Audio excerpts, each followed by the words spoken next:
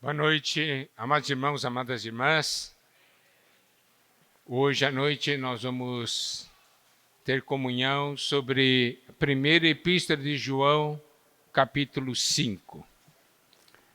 Os capítulos 4 e 5 de 1 João são capítulos muito importantes, porque revelam a nossa identidade espiritual.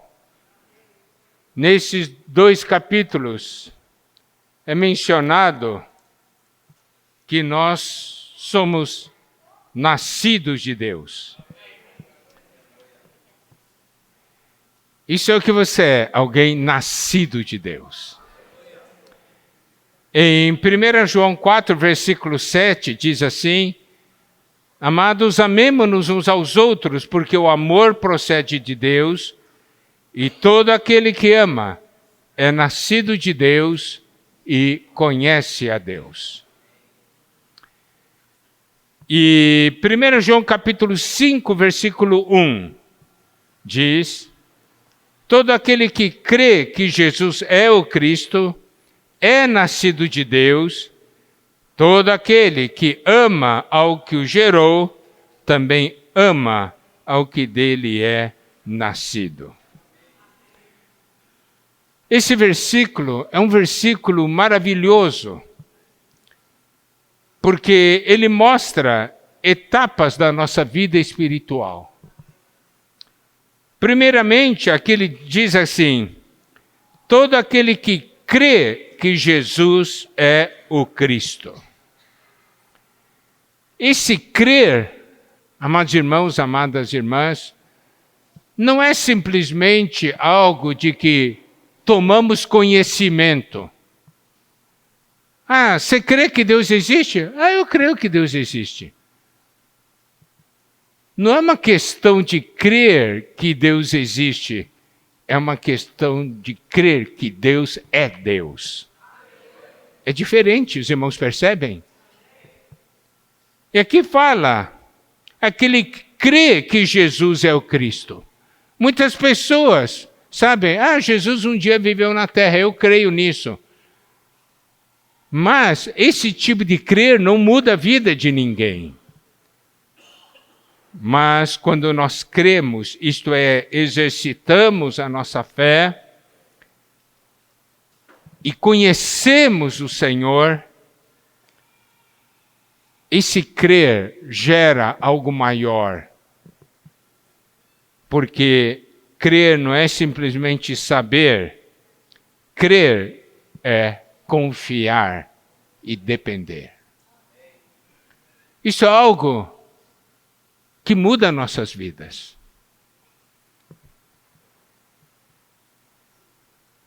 Porque a questão do crer tem que gerar um resultado prático. Não é simplesmente acreditar. Eu gosto de muito dar o seguinte exemplo, né? Um fato que ocorreu, que puxaram um cabo de aço sobre umas cataratas, e uma pessoa, então, atravessou esse cabo de aço com sucesso. E quando ele chegou do outro lado, ele perguntou para uma pessoa que estava do outro lado: você acredita que eu consigo voltar agora nesse mesmo cabo de aço com um carrinho de mão em cima? Daí a pessoa disse assim: eu acredito. Então ele disse para essa pessoa: então entra no carrinho. Não. Amados irmãos, como é o nosso acreditar em Deus? É esse tipo de acreditar? Se acredita, acredita. Entra no carrinho. Não.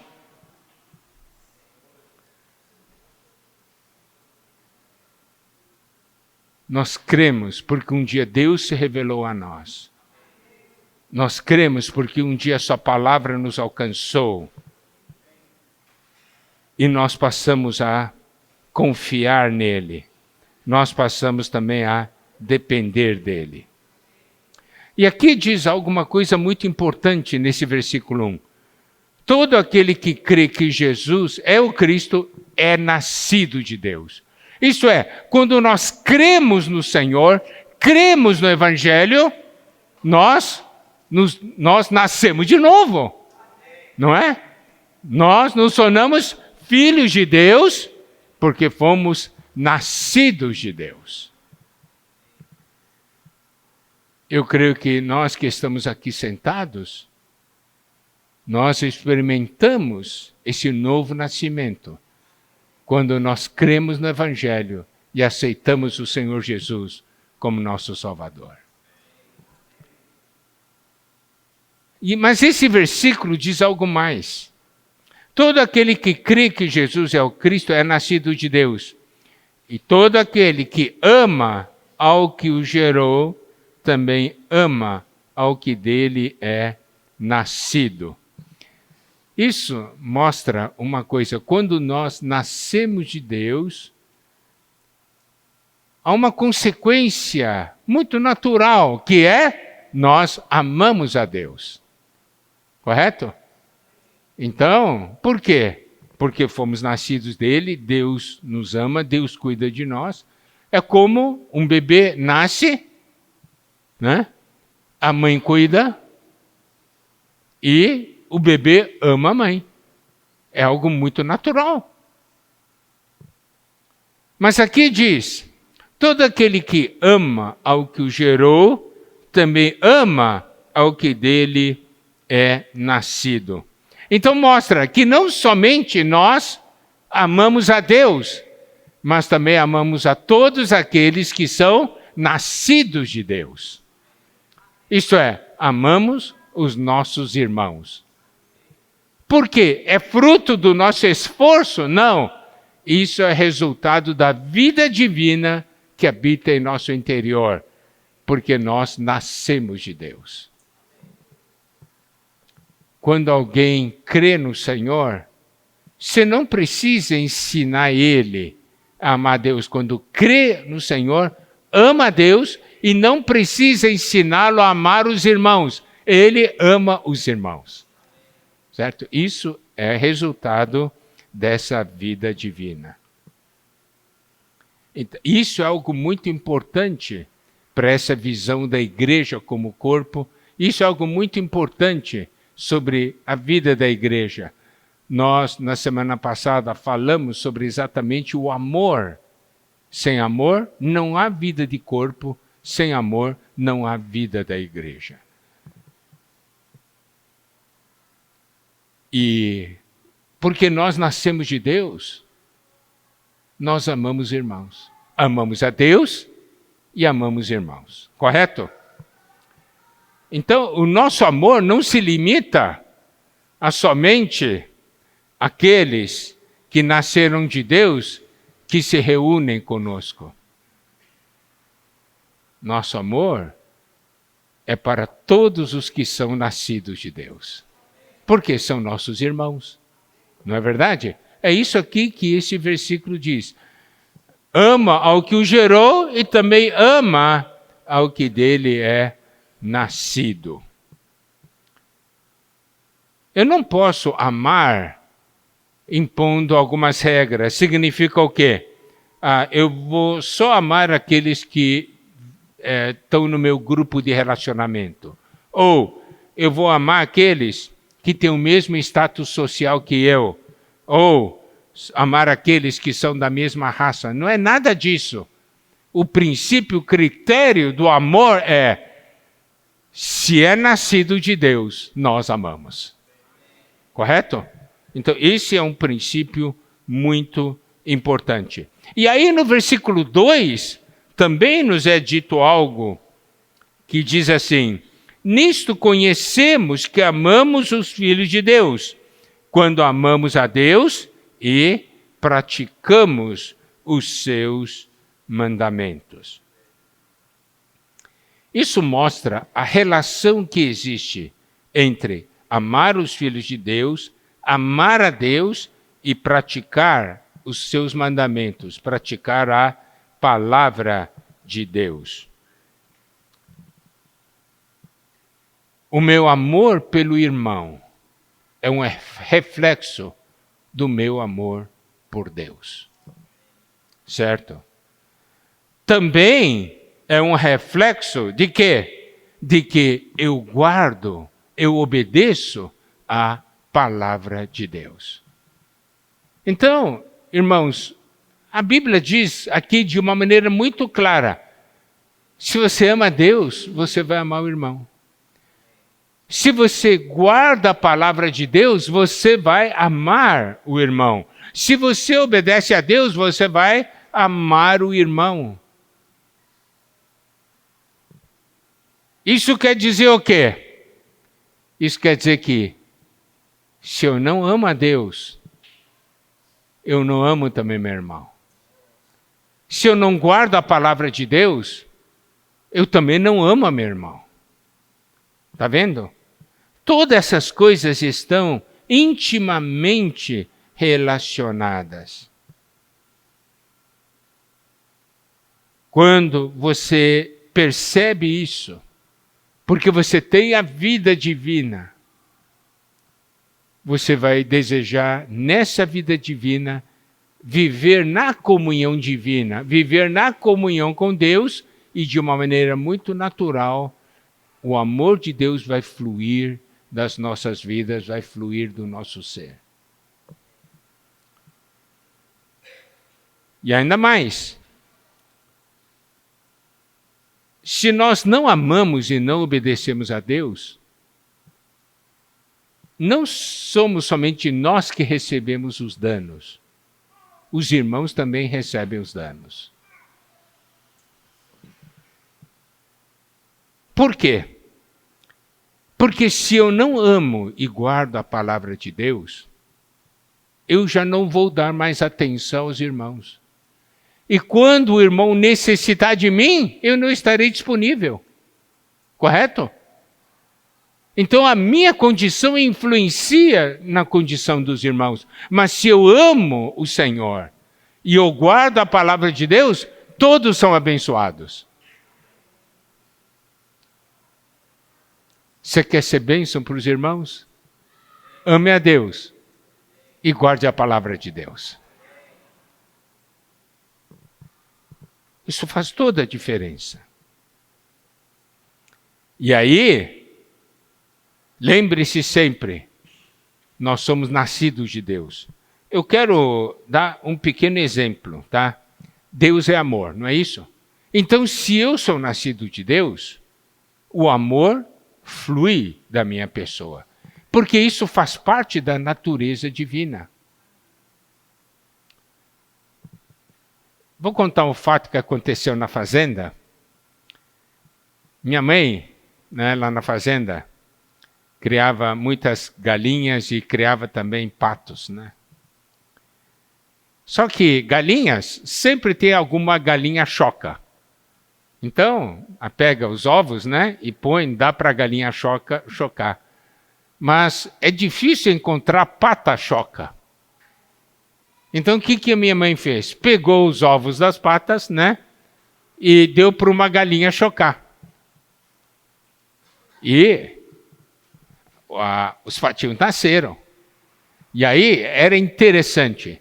A galinha, e os patinhos atrás, né? Daí chegou na beira do córrego. Daí os patinhos, todos para dentro da água. E a galinha ficou desesperada. Porque os patinhos sabiam nadar, mas a galinha não sabia nadar. E ela ficava correndo de um lado para outro, assim, de um lado para outro. E os patinhos lá dentro. Precisa ensinar o patinho a nadar? Não precisa, porque é inerente à vida do patinho. Precisa nos ensinar a amar? Não, porque é inerente à vida divina que nós ganhamos.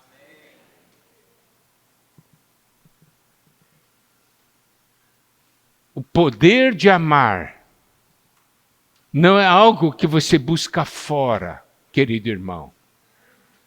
É algo que você busca dentro de você, porque a vida de Deus está em você. De vez em quando, por causa de desentendimentos com irmãos ou no serviço, daí você não ama mais o irmão ou a irmã. não quero mais saber.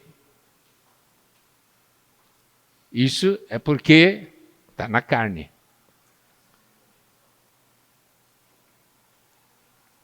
Então o que precisa fazer? É se aproximar de Deus e desfrutar da palavra de Deus. Resultado, vai voltar a amar, vai perdoar, entendeu? Então nós não buscamos o poder fora. 1 João 4 e 5 nos ensina a buscar o poder dentro de nós. Porque nós somos nascidos de Deus. E ainda mais, nós podemos ver no versículo 3, porque este é o amor de Deus, que guardemos os seus mandamentos. Ora, os seus mandamentos não são penosos. Agora, aqui, é muito importante nós percebermos uma coisa aqui, tá? Primeiro, diz assim, este amor de Deus. Então ele define esse amor em nossas vidas. Esse amor de Deus faz com que nós guardemos a palavra de Deus, os mandamentos de Deus. Em João 14,15, o Senhor Jesus disse, se me amais, guardareis os meus mandamentos. Isso é muito importante. Se nós amamos a Deus, nós guardamos os mandamentos de Deus. E aqui diz, este é o amor de Deus, que guardemos seus mandamentos. Ora, os seus mandamentos não são penosos. Isso é algo muito importante. Se você ama a Deus, o que Deus fala para você, o que Deus pede para você, não é algo penoso. Eu gosto de gosto de dar o exemplo, né, de quando dois jovens estão enamorados, né, há um amor intenso entre os dois. Daí a jovem diz, eu gostaria tanto, né, disso. Daí o jovem, sabendo que ela gosta, que vai atrás. Não é verdade? E aí? Mas que coisa chata, né? Chato não, eu amo. Entendeu? Porque tudo que é agradar, deixar o outro alegre.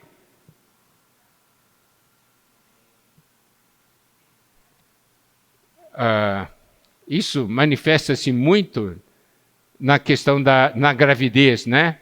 Quando começa a gravidez e tal, as mulheres começam a ter um desejo, não é isso? Desejos mais estranhos. Daí começa a falar, eu estou com vontade disso aí. E o marido vai atrás.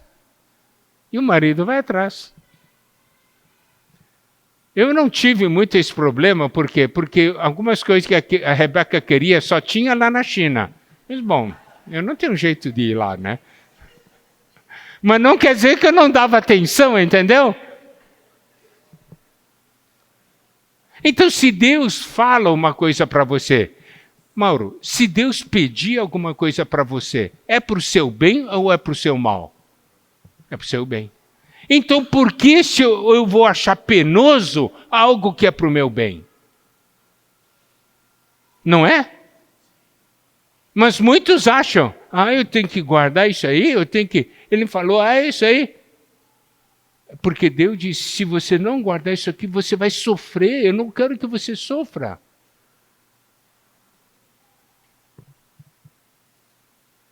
Mas quando existe amor, as coisas mudam. Quer ver, Lembra a história de Jacó, né? Ele foi servir, foi no seu tio Labão, amou Raquel e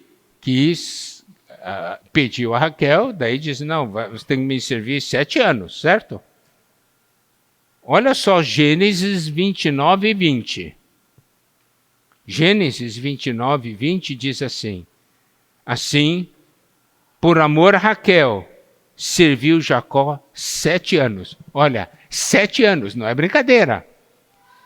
E estes lhe pareceram como poucos dias, pelo muito que a amava. Quanto tempo serviu? 7 anos. Mas porque tinha muito amor no sentimento de Jacó, foram poucos dias. Amados irmãos, se nós amamos a Deus, nós damos valor à palavra de Deus porque Deus nos ama. E guardar essa palavra não é algo penoso. Por quê? Porque nós não usamos o nosso poder para guardar a palavra, para obedecer a palavra. Nós usamos o poder da vida divina que habita em nosso interior. Correto? Olha só. Agora, os homens, quando impõem fardos pesados. Aí sim é algo penoso. Olha só. Mateus 23, versículo 4. Jesus falando dos fariseus. Atam fardos pesados e difíceis de carregar e os põem sobre os ombros dos homens. Entretanto, eles mesmos nem com o dedo querem movê-los. Isso é algo do homem.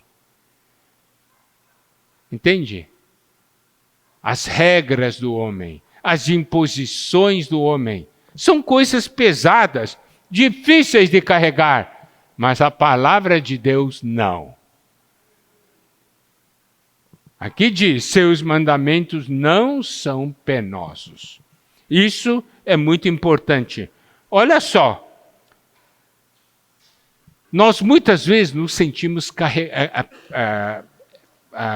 cansados, sentimos sobrecarregados no nosso dia a dia, não é? Nesse mundo que nós vivemos hoje.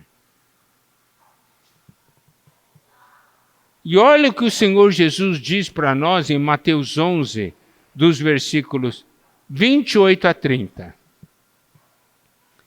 Vinde a mim, todos que estáis cansados e sobrecarregados, e eu vos aliviarei. Está cansado e sobrecarregado? Venha até mim, eu vou aliviá-los. Daí ele diz no versículo 29, tomai sobre vós o meu jugo e aprendei de mim, porque sou manso e humilde de coração, e achareis descanso para a vossa alma. Você está cansado e sobrecarregado porque você está tomando o jugo desse mundo.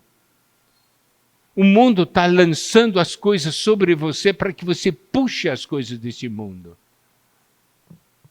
Mas o Senhor diz, tomai sobre vós o meu jugo. Aprendei de mim, porque sou manso e humilde de coração, e achareis descanso para a vossa alma. Olha só, você sabe o que é o jugo, né? É aquela canga, né? Você sabe, né? Para unir 2 bois, né? Quando puxa o carro de boi, então o jugo é aquela canga que une os 2 bois. Então o Senhor Jesus diz assim, tomai sobre vós o meu jugo. Significa, puxa comigo. Puxa comigo. Agora, o jugo desse mundo, você tem que puxar mesmo. Você tem que puxar mesmo, porque o negócio é bravo. Mas o jugo do Senhor, quem é que é o forte? É o Senhor. Você está no mesmo jugo do Senhor, mas você não precisa fazer força. Você só precisa acompanhar, porque Ele é que puxa tudo.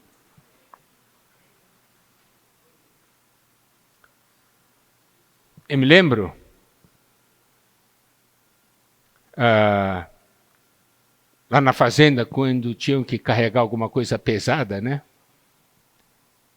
Daí, eu queria participar também, mas eu não sou forte, vocês me conhecem aqui, né? Magrinho assim.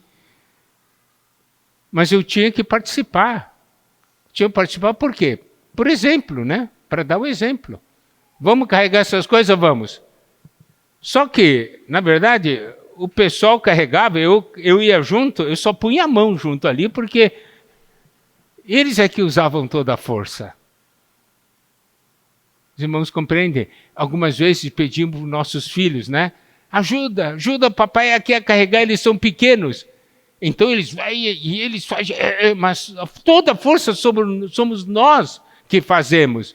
E os nossos filhos acham que está fazendo muita força, acompanha e fica alegre, né? Eu carreguei isso aí junto com o papai.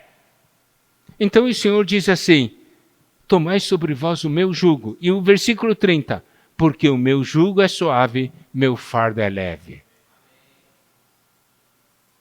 Está vendo? Os mandamentos do Senhor não são penosos. Porque Ele, com a sua vida que nos capacita, é Ele que leva todos os nossos fardos. E ainda mais, a vida dele em nós é que nos leva a avançar. E aí nós temos versículo 4, que é de grande importância. Versículo 4 diz, porque todo aquele que é nascido de Deus vence o mundo. E esta é a vitória que vence o mundo, a nossa fé. Isso aqui é um versículo maravilhoso.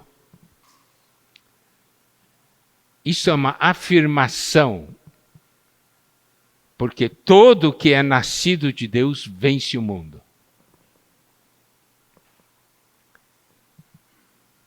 Isso é uma afirmação da palavra de Deus. Isso significa que todos têm dentro de si o poder de vencer o mundo. Nós não podemos pensar, não, o mundo é tão forte, né? Eu não tenho como vencer o mundo. Isso é uma grande mentira. Por quê? Porque eu sou nascido de Deus. A vida de Deus está em mim. E aqui diz, todo que é nascido de Deus vence o mundo. Eu ganhei a vida divina. Esse nascimento divino faz com que nós sejamos capazes.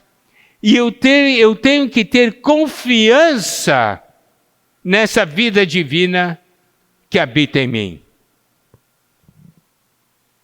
Eu tenho que crer no poder dessa vida. Por isso eu disse, não é para vencer o mundo, não é buscar poder de fora, é buscar poder de dentro. Da vida divina que está dentro de nós. E ele diz, essa vitória que vence o mundo, a nossa fé. Foi pela fé que nós fomos salvos. Foi pela fé que nós nascemos de Deus. Mas a fé é algo constante, deve ser algo constante em nossa vida. Fé não é algo que foi da nossa experiência somente no momento da nossa conversão. Eu ouvi o evangelho, eu criei. Aqueles foram os primeiros passos. E na nossa vida espiritual, nós vamos passar por muitas lições em que precisamos continuar a crer. É uma contínua dependência do Senhor. É uma contínua confiança no Senhor.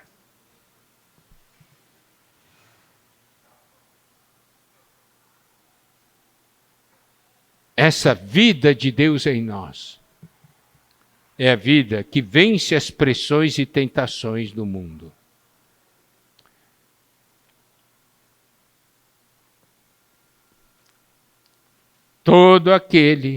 Porque todo que é nascido de Deus vence o mundo.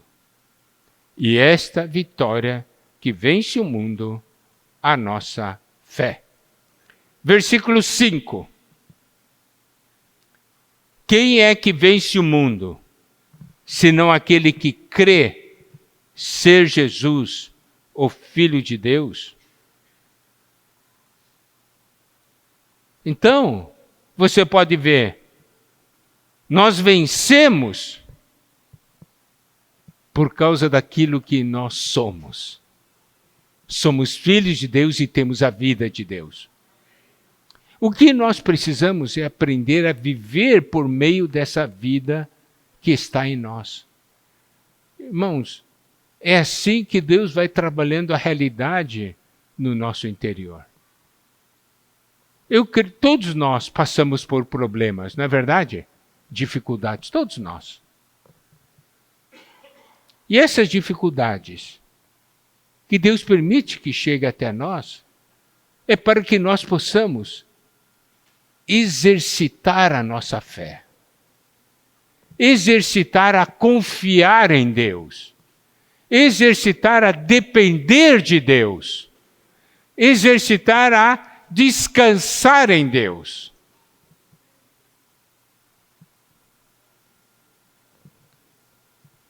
É confiar nele. Nós vencemos não é por causa do que nós fazemos. Nós vencemos é por causa do que nós somos. Os irmãos entendem? É uma diferença muito grande. Nós vencemos porque nós somos nascidos de Deus. E nós nascemos de Deus porque nós cremos que Jesus é o Filho de Deus. Certo? Nós cremos em Jesus.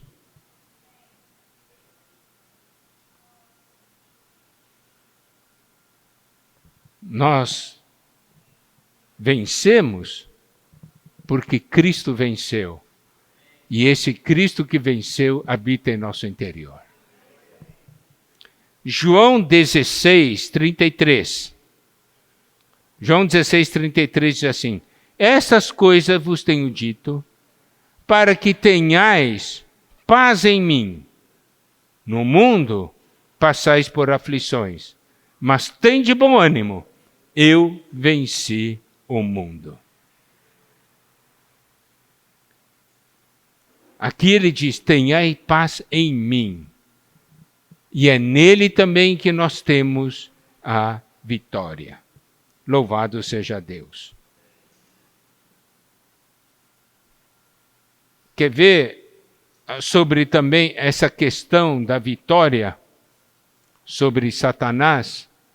Apocalipse, capítulo 12.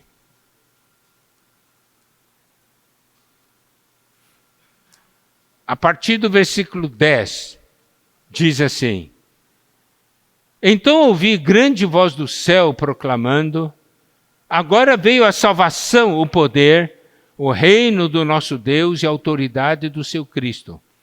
Pois foi expulso o acusador de nossos irmãos, o mesmo que os acusa de dia e de noite diante do nosso Deus.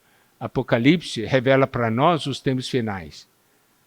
E aqui nos mostra, em Apocalipse 12, que no versículo 7, que Miguel e seus anjos pelejaram contra o dragão, certo? E aí o dragão foi expulso. Tá? E foi atirado para a terra, porque o dragão estavam nas regiões celestiais ali e ele foi expulso e lançado para a terra. Então diz assim, foi expulso o acusador de nossos irmãos, o mesmo que os acusa de dia e de noite diante do nosso Deus. Então aqui mostra o quê? Satanás é aquele que nos acusa, né? E ainda mais, acusa de dia e de noite. Não sabemos como ele age. Ele tenta você. Na hora que você cai, ele vai até Deus e acusa. Que coisa, hein? Mas aqui diz, foi expulso o acusador. E o versículo 11 que é importante. Eles, pois, o venceram por causa do sangue do Cordeiro, por causa da palavra do testemunho que deram, e mesmo em face da morte, não amaram a própria vida. Aqui nos mostra o quê? Vencer Satanás. É possível. Entendeu? vencer esse mundo. É possível. Aqui diz, venceram por causa do sangue do Cordeiro. Venceram por causa da palavra do testemunho. Por causa da palavra, não é isso? E mesmo em face da morte, não amaram a própria vida, é a própria vida da alma. Significa, eles não deram base para Satanás atuar na vida deles. Se eu estou em mim, se eu vivo em mim, no meu velho Adão, eu estou dando base para Satanás atuar em mim. Mas se eu vivo no Espírito, eu não dou base para Satanás atuar em mim. Bom, vamos continuar, tá? Versículo 6. Falando a respeito do Senhor Jesus. Este é aquele que veio por meio de água e sangue, Jesus Cristo. Não somente com água, mas também com água e com sangue. E o Espírito é o que dá testemunho, porque o Espírito é a verdade. Então, aqui, João conta, né? Fala a respeito do Senhor. Por que hoje nós podemos ter essa vida divina em nós? Por que hoje nós podemos ter essa vida cristã? Por que nós hoje podemos ter comunhão com Deus? Foi porque um dia Ele veio. Louvado seja Deus. Ele veio como Filho de Deus, para que pudéssemos nascer de Deus e ter a vida divina. Mas também Ele veio como Filho do homem, para que pudesse morrer por nós, pudesse, então, tomar o nosso lugar ali na cruz. E tem 3 pontos marcantes na vida do Senhor.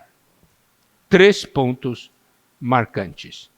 Primeiro, foi o seu batismo. Porque aqui ele diz assim, aquele que veio por meio de água e sangue. Quando o Senhor Jesus foi batizado para cumprir a justiça de Deus, ele não foi batizado porque pecou. Para os outros era um batismo de arrependimento. Para ele não era batismo de arrependimento. João disse assim, você que devia me batizar, né? Como eu batizar você? O Senhor falou que devia cumprir toda a justiça. Porque Deus, dentro do seu plano, havia determinado, todo homem precisa ser batizado, para que se possa cumprir a justiça de Deus. Então, ele, como ele veio, não somente como Deus, mas também ele veio como homem, ele tinha que passar por esse processo, para que um dia ele pudesse morrer na cruz como homem, morrer por nós e substituir-nos ali na cruz. Certo? Então, nós vemos aqui a água, porque ele foi batizado. E na sua morte, né, o seu sangue foi derramado, e o resultado de sua morte e ressurreição é que o Espírito foi dado a nós sem medida. Então, água, sangue e Espírito.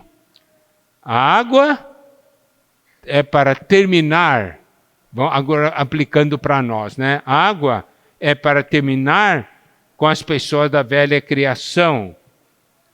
O sangue foi derramado para redimir aqueles a quem Deus escolheu. E o Espírito, que é o Espírito da realidade, é para dar vida àqueles que foram regenerados. Tá certo? Então, isso é uma coisa tremenda, isso é algo maravilhoso.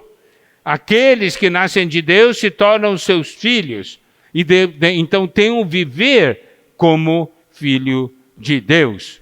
E aqui diz o seguinte, no versículo 7, pois há três que dão testemunho. No céu, o Pai, a Palavra e o Espírito Santo. E esses três são um. E três são os que testificam na terra: o Espírito, a água e o sangue. E os três são unânimes num só propósito. Significa que todo esse testemunho é para nos afirmar que Jesus é o Filho de Deus. É aquele que pode dar vida. E o versículo 9 diz: se admitimos o testemunho dos homens, o testemunho de Deus é maior. Ora, este é o testemunho de Deus, que ele dá acerca de seu Filho. Versículo 10. Aquele que crê no Filho de Deus tem em si o testemunho. Aquele que não dá crédito a Deus o faz mentiroso, porque não crê no testemunho que Deus dá acerca do seu Filho. E o testemunho é este: que Deus nos deu a vida eterna, e esta vida está no seu Filho. Aquele que tem o Filho tem a vida. Aquele que não tem o Filho de Deus não tem a vida. Então, há um testemunho tão grandioso a respeito do Senhor. Respeito desse fato, que pelo fato de nós crermos nele, nós ganhamos a vida eterna. Nós ganhamos a vida divina que hoje habita em nós. E essa vida divina que habita em nós tem esse poder. Você tem que crer nesse fato. Não é? Ele não pode dizer: eu sou fraquinho, não tenho nada. A Bíblia diz: você tem sim, você tem a vida divina no seu interior. Você tem que crer nisso. Deus dá testemunho disso. Aquele que tem o Filho, tem a vida. Aquele que não tem o Filho de Deus, não tem a vida. Vocês têm ou não o Filho de Deus? Então vocês têm a vida. Maravilhoso. Então, eu resumiria a comunhão dessa noite da seguinte maneira: crer, nascer de Deus, amar e vencer.